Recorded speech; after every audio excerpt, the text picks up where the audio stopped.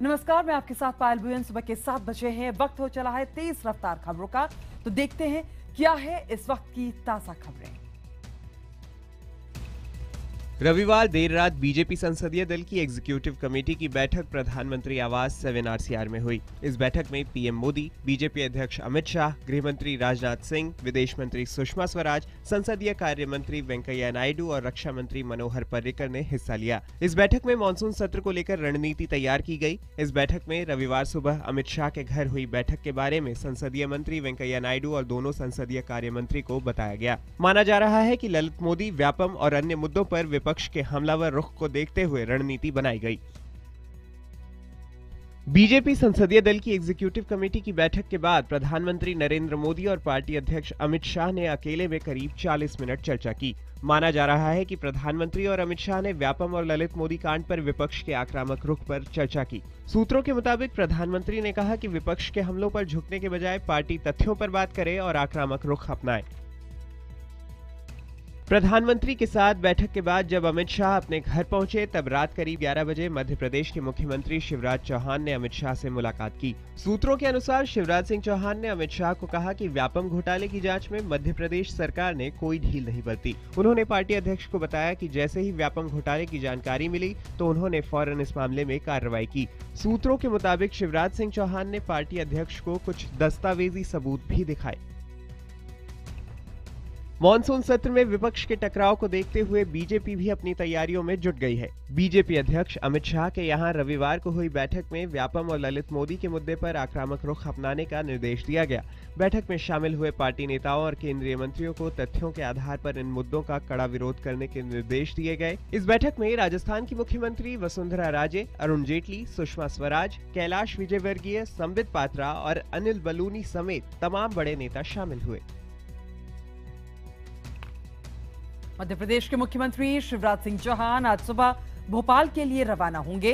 Party अध्यक्ष अमित शाह से मिलने के बाद उन्होंने पत्रकारों से बात करने से इनकार कर दिया था। आज से मध्य प्रदेश विधानसभा का सत्र शुरू हो रहा है। व्यापम घोटाले पर विपक्ष के हमलावर रुख को देखते हुए विधानसभा सत्र के हंगामेदार होने के आसार हैं। उधर आज सुप्रीम कोर्ट में व्यापम घोटाले पर एक अहम सुनवाई है। लोकसभा सत्र शुरू होने के एक दिन पहले आज सुबह 10 बजे संसदीय कार्य मंत्री वेंकैया नायडू ने सर्वदलीय बैठक बुलाई है। टीएमसी इस बैठक में शामिल नहीं होगी। उसके बाद दोपहर 12 बजे स्पीकर सुमित्रा महाजन ने भी सभी दलों के नेताओं की बैठक बुलाई है। उधर आज शाम 6 बजे प्रधानमंत्री आवास पर पहले बीजेपी के नेताओं की बैठक होगी और फिर 7 बजे एनडीए के घटक दलों की बैठक होगी। संसद का मानसून सत्र खत्म होने के बाद सरकार चौथी बार भूमि अध्यादेश को जारी कर सकती है, क्योंकि इस विधेयक पर कोई आम सहमति अब तक नहीं बन पाई है। इस विधेयक पर विचार कर रही संयुक्त संसदीय समिति ने रिपोर्ट को अंतिम रूप देने के लिए 3 अगस्त तक का वक्त मांगा है। अगर समिति मानसून सत्र के दौरान अपनी रिपोर्ट नहीं दे पाई तो और समय मांग सकती है। ऐसी स्थिति में सरकार के लिए अध्यादेश एक बार फिर जारी करना जरूरी हो जाएगा। बता दें कि तीसरी बार यह अध्यादेश 31 मई को जारी किया गया था। प्रधानमंत्री नरेंद्र मोदी रविवार को देश के अलग अलग ट्रेड यूनियन के नेताओं से मिले। बैठक के दौरान पीएम ने ट्रेड यूनियन नेताओं के अलग अलग मुद्दों को सुना। प्रधानमंत्री के साथ बैठक में सूटू, इंटक, भारतीय मजदूर संघ समेत कई अन्य यूनियन के नेता पहुंचे थे। इस बैठक के बाद ट्रेड यूनियन के नेताओं ने वित्त मंत्री अरुण जेटली, श्रम मंत्री बंडारू दत्तात्रेय, पेट्रोलियम मंत्री धर्मेंद्र प्रधान, ऊर्जा मंत्री पीयूष गोयल और पीएमओ में राज्य मंत्री जितेंद्र सिंह से भी मुलाकात की।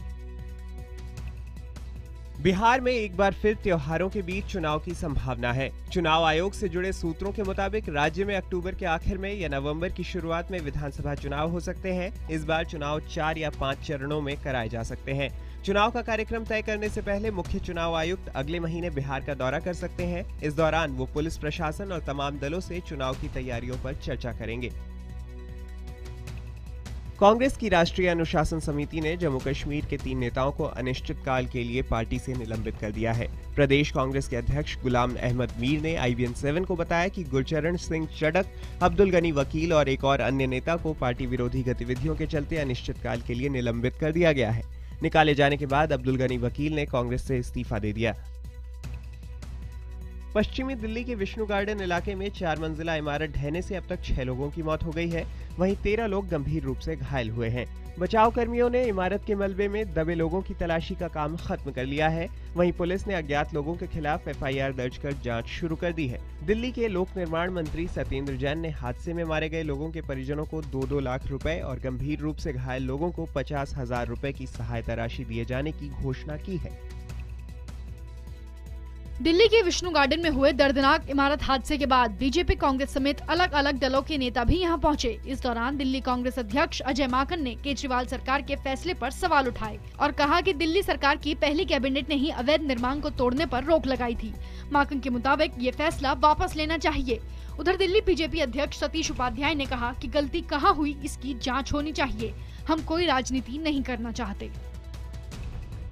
राजधानी दिल्ली में अलग अलग दलों के नेताओं का मृतक मीनाक्षी के परिजनों से मिलने का सिलसिला रविवार को भी जारी रहा। इस दौरान दिल्ली बीजेपी अध्यक्ष सतीश उपाध्याय भी पीड़ित परिवार से मिले। मुलाकात के बाद सतीश उपाध्याय ने कहा कि परिवार की मांग है कि आरोपियों के खिलाफ सख्त कार्रवाई हो। वहीं रविवार को दिल्ली कांग्रेस के अध्यक्ष अजय माकन भी पीड़ित परिवार से मिले थे। इस मौके पर उन्होंने पुलिस और राज्य सरकार दोनों पर सवाल उठाए। माकन ने कहा कि कानून व्यवस्था चौपट हो गई है, ऐसे में पुलिस को सख्ती से पेश आना चाहिए।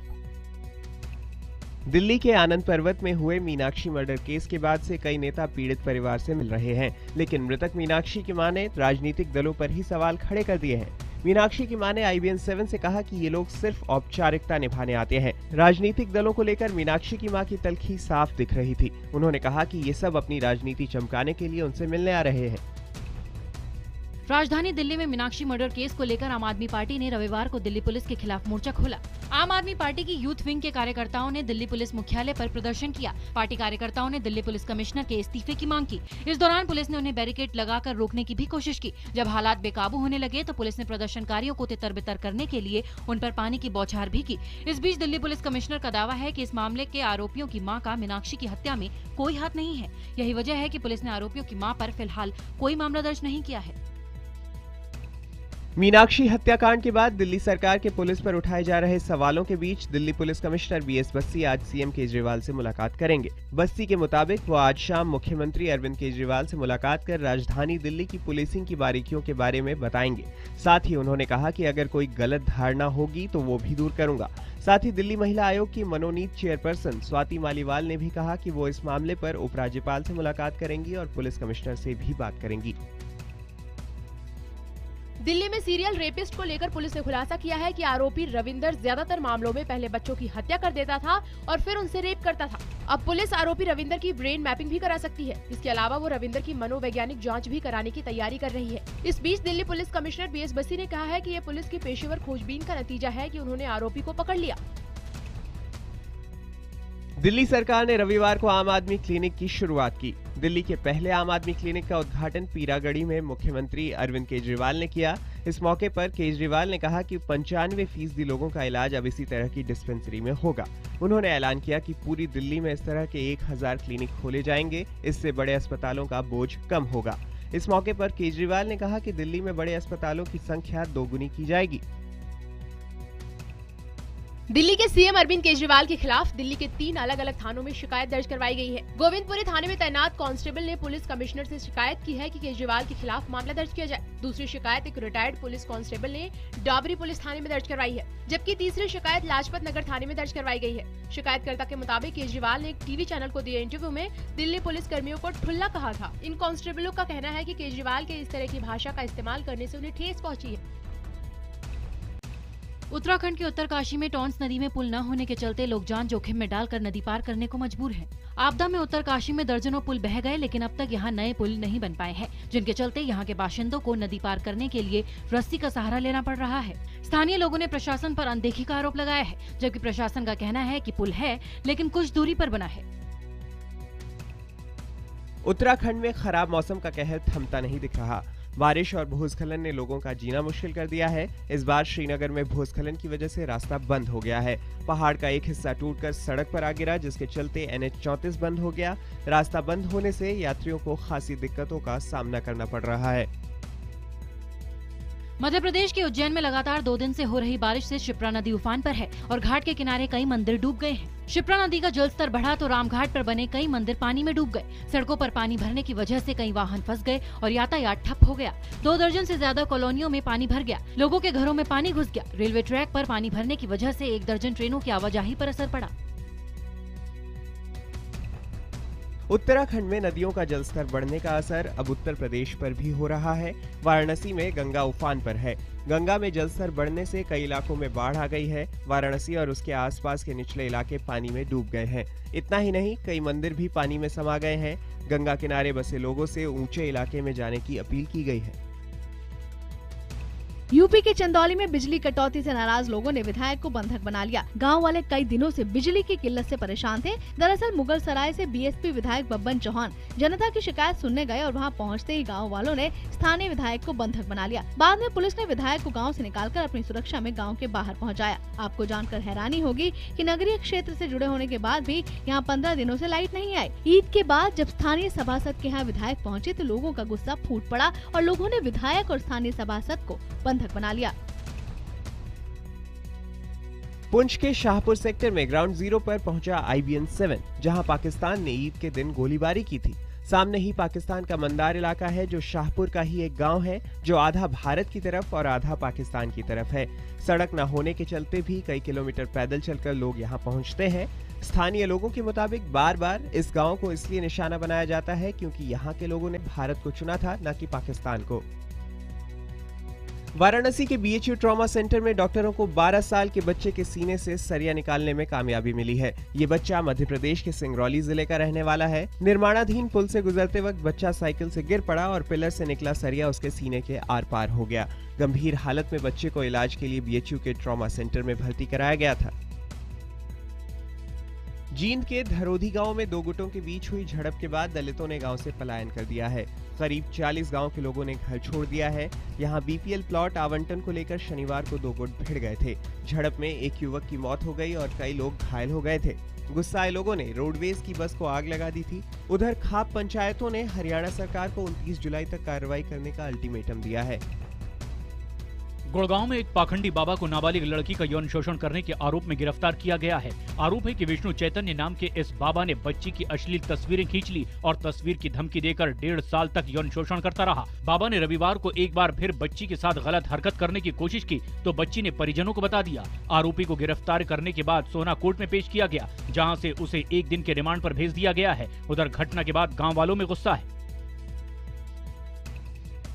महाराष्ट्र के रत्नागिरी में एक आरोपी के अस्पताल से फरार होने की वारदात CCTV कैमरे में कैद हो गई। साहिल कलसेकर नाम के एक शख्स को पुलिस पर जानलेवा हमला करने के आरोप में गिरफ्तार किया गया था। शनिवार की सुबह पुलिस आरोपी को मेडिकल जांच के लिए सरकारी अस्पताल लेकर आई थी। आरोपी पर निगरानी रखने के लिए 4 पुलिसकर्मी भी तैनात किए गए थे, 2 अस्पताल के बाहर और 2 वार्ड के अंदर। जैसे ही एक पुलिसकर्मी वार्ड से बाहर गया, दूसरे पुलिसकर्मी को धक्का देकर आरोपी फरार हो गया। गुजरात के अहमदाबाद से ईद के दिन का एक वीडियो सामने आया है। नमाज पढ़ने की जगह पर अचानक आई एक गाय की वजह से वहां भगदड़ मच गई। इस दौरान गाय की टक्कर से कुछ लोग घायल भी हो गए, जिसमें से एक की कल रात इलाज के दौरान मौत हो गई। राजस्थानी मूल के लोगों को अपनी जमीन से जोड़ने के लिए ईटीवी ने विशेष पहल की है। ईटीवी की तरफ से बेंगलुरु के प्रिंस पैलेस में प्रवासी राजस्थानी सम्मेलन आयोजित किया गया। कार्यक्रम में कर्नाटका में रहने वाले राजस्थान के लोगों ने हिस्सा लिया।